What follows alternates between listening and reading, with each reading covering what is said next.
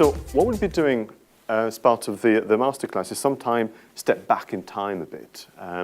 So you have on this side of the screen, as you can see, the 4 major online marketing tools: website, email marketing, search engine optimization, and social media. And with the social media masterclass, we do like to go back to what did we do in business before the internet? Social media marketing, what did we do in business before? Facebook. You went to a networking club? Yeah, what else? Word of mouth? Absolutely. The golf club. You went where you knew your customers would be present in the social context, and you join in. That was your job, to find out where people socialize. Well, nothing's new, even with the internet. Your role as the online marketer is to do research to find out the best social networks and the best platform for social network. Is it golf? Is it a pub? Is it a formal event organized by UKTI? I don't know. It's for us to research, because we need to use our time wisely. Have you ever been to a networking event and after a quarter of an hour you just knew you made a mistake? You should have read the details a bit more. Has that happened to you before? Is that a yes? Yeah. Oh, just me. Thank you. Very good. Who in this room, for business, does not network? They don't go out to events. They don't go out to meet people and so on and so forth. So you're all networking, physically meeting people. That's brilliant, because the answer to get social media marketing right lies in the physical contact, because you're going to hear the questions they have, you're going to be able to get some clues about the content, but also what you need to understand is that it's not social media marketing that you're doing. And this is a phrase that's been with us for quite some time. I suggest to you, and we'll do that in the masterclass, we need to change the language completely. It's not social media we're doing, it's word of mouth. And by using word of mouth marketing, what we are retraining our mind is to believe that it's not about the tools, it's about the people.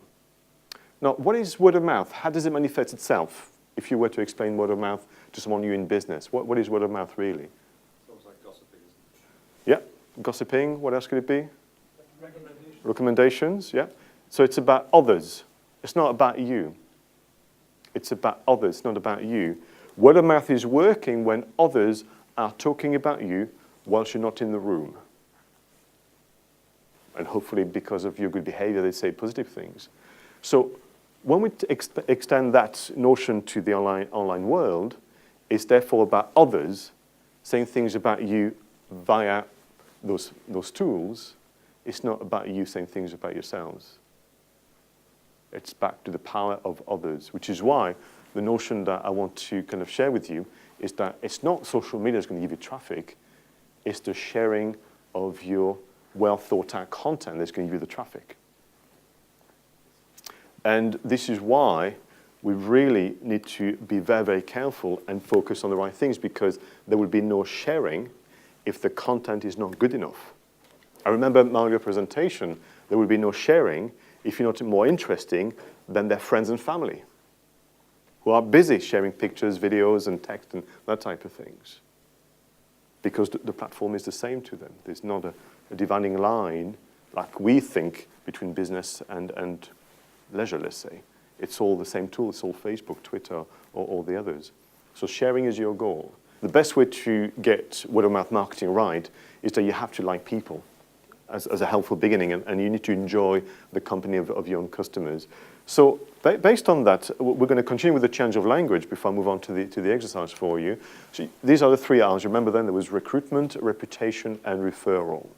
There are 3 things that we're going to be doing together in the masterclass. But in terms of recruitment, your aim from a preparation point of view is to be crystal clear about who should connect with you. Not the numbers, that's not the issue, but who needs to connect with you. I call this a club membership strategy.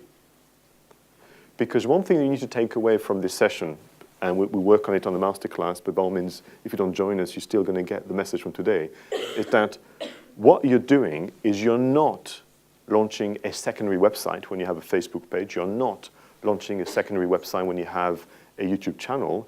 You are launching an online networking club. That's how we've matured over the last 7 to 8 years. from disappointments, from lack of success, from feedback from the audience. What they're saying to us is, the reason I choose to connect is because my belief, based on what I can gather, is that two things. You have people like me, where we can interact and obviously have each other, but your content is going to be a source of education and inspiration. And because I don't want to miss out, I'm happy to join your online networking club. But it is not a secondary website.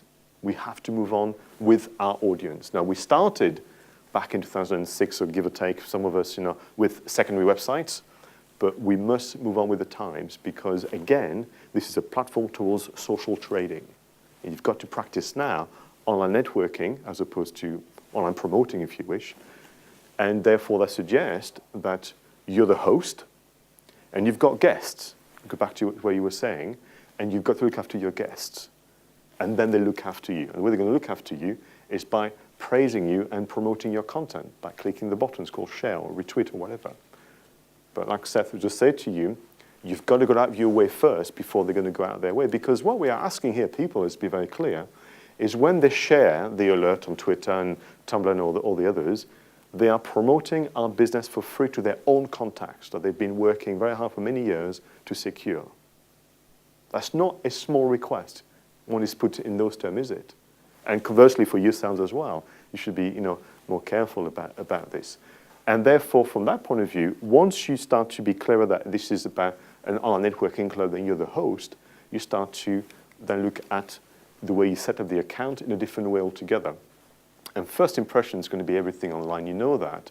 And we show you different ways to set up the Facebook page or YouTube or Tumblr or Instagram, it doesn't really matter, in such a way that it feels like a networking club and therefore appeals to people and you secure the right members. And then once we've done that, we show you the types of social content that's going to make a huge difference both to you and to your guest. And you've always seen some of those on the website, the news, the updates, the free advice, and the free downloads. But if you want to understand really where this is going, observe a networking club. Ask those who run networking clubs what they do to keep it going. Some of you may already be part of that. You know how hard it is to really run a networking club. But the same type of intent and intention should be driving you for your Facebook account or Twitter account. It's not a secondary website, it's an online networking club. And I hope that's helpful as a change. So on that basis, I want to begin with this exercise of designing your ideal social network. This all to do with the importance of contact and context. I'll give you context now.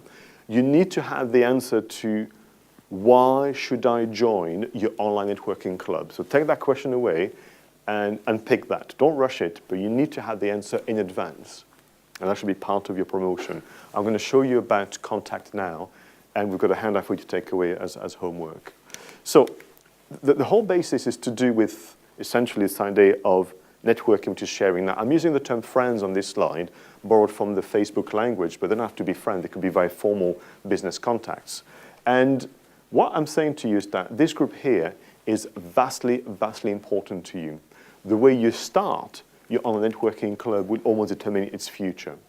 If you have the wrong members who are accidental tourists, as I call them, they are in the wrong networking club, or sadly, they've just not understood what this is about and they just take from you, but they don't give back, you will not get the results. So recruiting wisely is actually very, very important because without their support, and then passing on the content to their own contacts, you're not going to get what you want out of this particular tool, which is about recruiting new customers.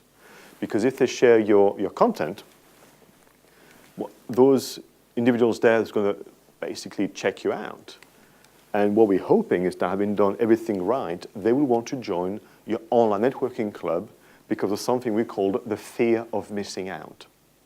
The fear of missing out is not something that I want to use in an underhand way, but your content is so good, so helpful, that they're thinking, what have I missed out for the last few weeks? What could I miss out in the next few weeks? Therefore, I'll join. I'll click like, I'll click connect, whatever it is. So you'll be judged on very much how you perform and how you behave as a host. So once we understand that, what we tend to do is we work the exercise of deciding who should join your networking club.